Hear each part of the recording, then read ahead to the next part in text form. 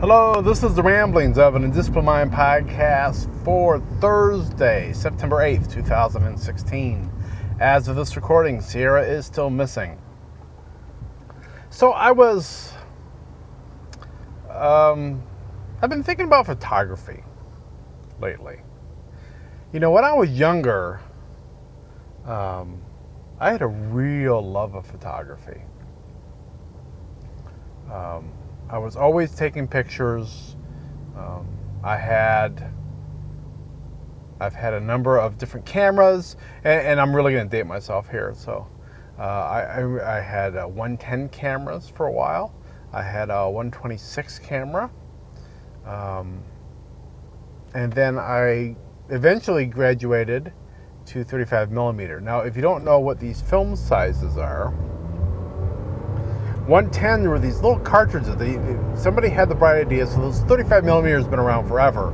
And that was where you put it in the back of a camera, and it was in a little metal canister, the film was. And the film can't get exposed to light except when you're taking the picture. And it would as you're taking pictures and work through the roll of film, it would get wound up on a reel in the camera, and then you'd have to rewind it when you were ready to take the film out. If you forgot to rewind it and open up the back and expose it to light, it was wasted. So somebody finally had the smart idea of, let's encapsulate this whole film on both reels. So you had this little cartridge that had basically two reels built into it, and you just slap that in the back of a camera. And so 110 was like this little spy camera. I mean, it was like yay thick. And then 126 was kind of your normal snap camera. For back in the day. And by the time I hit high school, I was using my dad's 35 millimeter, and I was using it for the yearbook. And my job was to take candid snaps around school. And what was great about that was that they gave you film. It was free film. Here's some film. It was all black and white. Here's some free film. Go, just take pictures of people. And I used to be really good at getting candid shots of the girls who didn't want, or wanted to act like they didn't want to get candid shots. I would do little things like I get my camera on my desk and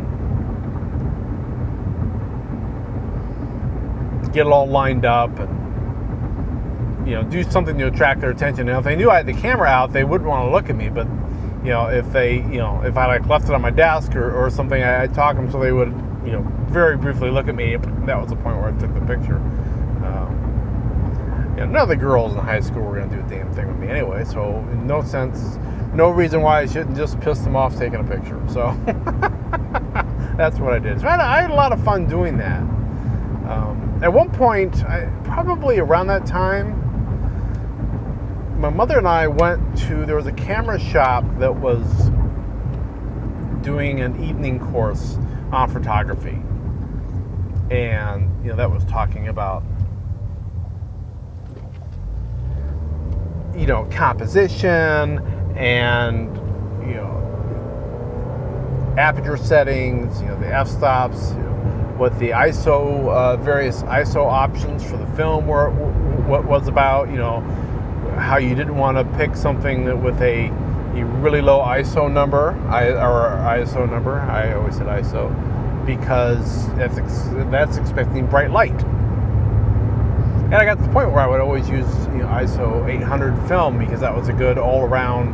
It was good in relatively low light levels, but it could also work pretty well in higher light levels. But it was 800 or 400. Maybe it was 400 I used, and I got 800 if I was expecting to be someplace kind of dark. It's been a while. So I was really into it, but at the same time there were limits because you had to take your camera with you. And I didn't always have my camera with me. It certainly would take it, as I got to be an adult, I would take a camera. I had a different SLR. I still have Well, maybe I don't have the SLRs, actually. I don't think the SLRs survived the Great Purge, or they might have. I'd have to look. I might still have my last SLR. You know, and as a gadget head, SLR cameras especially are great because you've got different lenses. You can put different lenses on them. You can get an auto winder attachment and all this stuff. Yeah, but the problem is, you know, I had this bag and it had everything. And it wasn't a huge bag, but it was, you know, it was almost the size of a carry-on suitcase. And you know, it was something else to carry. And I had a tripod in there, and it wasn't a light thing. So, you know, I took a lot of photographs of vacations and stuff like that, but I didn't have it with me all the time for obvious reasons. And it dawned on me the other day is that now I have a phone, a camera with me all the time. But my interest in photography, as far as photography and just documenting the world around me and getting into the science of photography has really declined.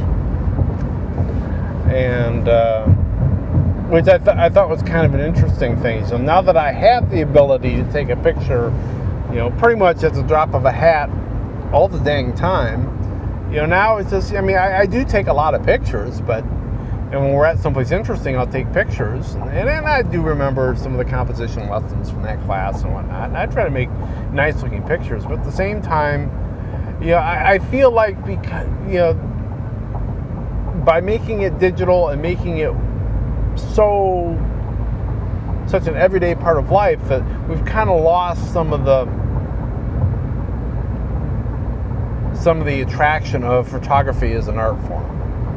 You know, obviously the people that are doing photography as an art form are into it and they're doing it, and they've got DSLRs or whatever, and they, you know, in all the bells and whistles, but yeah, that's kind of declined a lot for me. That was part of the reason why I chose Ness Relevant's career, that of being a forensic photographer, because I got to kind of relive that a little bit. The idea of having a dark room in your house, because he had a dark room. If you've read Borrowed Time, you know that. I used to do a little dark room. I had a kit that would allow me to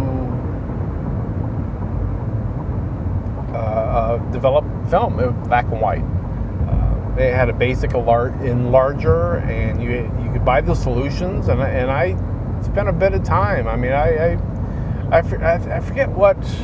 I'm guessing it was probably 35 millimeter. Yeah, it was. It was 35 millimeter that I was doing, and I would, you know, I would buy the solutions, and I'd turn my room into a dark room when I needed to, and develop some pictures, and that was fun because it was kind of like that, you know, because back in those days, yeah, you had Polaroids, which were expensive and of questionable quality, but you know, it was cool because if you wanted pictures, you had to take it somewhere or mail it somewhere. I mean, we had a lot of developing, I remember, that we would do where we would mail it into someplace because it was cheaper, because then they could do stuff in bulk. And it was kind of cool with some black and white prints that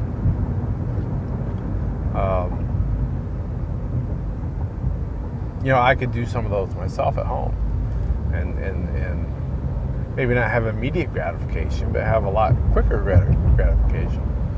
I remember reading photography magazines and lusting over